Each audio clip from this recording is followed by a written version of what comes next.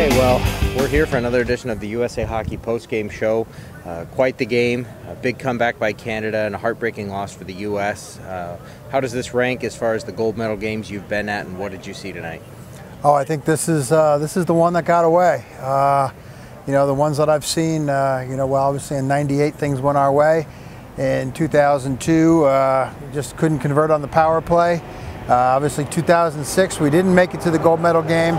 And 2010, Canada got the lead in the first period and then basically just held on and did it. But this game was the U.S.'s game to win. They held the majority of the play.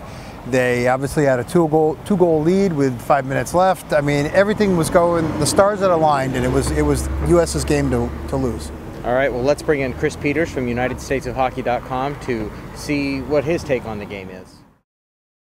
Hey Cam, good to be with you, and wow, what a hockey game, a historic moment in hockey history, not just women's hockey. I think that was one of the all-time great games in hockey history, and unfortunately, Team USA on the wrong side, and you certainly feel disappointed, and your hearts go out to the women that played so hard. They left it all out on the ice.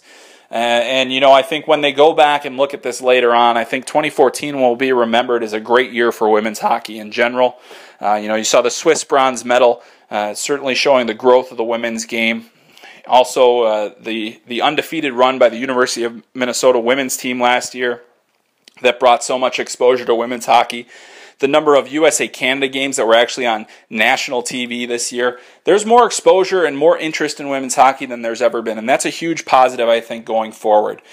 Team USA, obviously, this is going to sting a lot, and it's going to take some time to recover, but the future is very bright. They have some young players that will be coming back in 2018, and they will have this experience as fuel to the fire.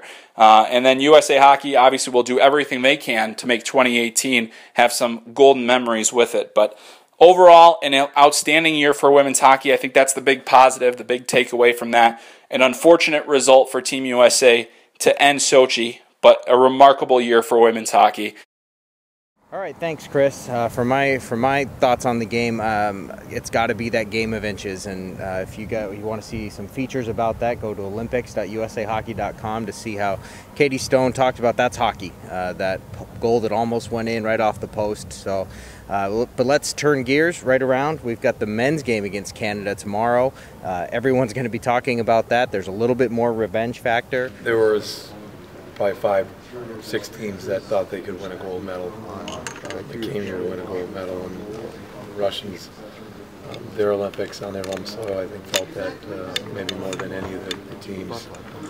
But you know, we came here not to succumb to Russia and their Olympics and the other foes, but you know, we came here to win a gold medal, and right now we've gave ourselves the opportunity to do that by playing a semifinal game against the team we lost to in 2010. There was a lot of questions about whether we had enough goals in our lineup coming in, and I still feel the same way about it as it did going in. It's really, you're not looking for a 50-goal scorer. You're not looking for 100 points from a person. You have to win a game. You have to win a game with a goal.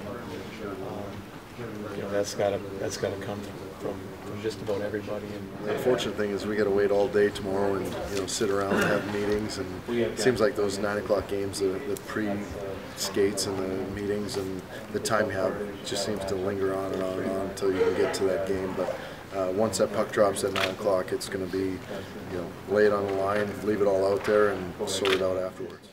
What are you seeing as the men get ready to play Canada? Well, I think this is a game that the United States can definitely win.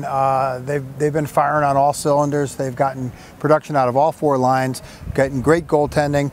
The defense, which a lot of people were saying was a little bit suspect, has been solid, especially the pairings of Ryan McDonough and Ryan Suter, and Brooks Orpik and Paul Martin. So, obviously you can never count the Canadians out. They have the heart of a champion, as they showed tonight. And it will be a great game, but it's definitely one that the U.S. it's winnable for the U.S. Hey Cam, good to be with you again, and wow, what a game we have coming up here. I think this is the moment that most USA hockey fans have been waiting for since 2010. USA-Canada, it really doesn't get any better than that, and I think we're going to see a North American-style game on the big sheet, and it could be really interesting. It's going to be a fast, physical game. I know that Team USA will be looking to shut down a lot of solid forwards for Canada. You pick your poison there with who you want to match up against, but you have to believe that the line with David Backes, Ryan Callahan, and Dustin Brown will see whatever line Sidney Crosby is on, a tight checking game. They're going to want to get physical throughout. And then you have to put a lot on the shoulders of the goaltender. You need your goaltender to be good, as Ryan Miller was in 2010, and now it'll be Jonathan Quick's turn to try and keep the U.S. moving forward in this tournament. They've done an outstanding job so far, but all that they've done to this point won't mean much if they can't beat Canada. It's going to be an absolutely amazing game, and I know that pretty much most of the country is going to be doing whatever they can to watch this hockey game. It's going to be a great one, and I'm sure you guys can't wait to get it started out there in Sochi, so I'll send it back to you. Well, it's a late night here. Puck drops tomorrow at noon Eastern, and we'll see you after the game.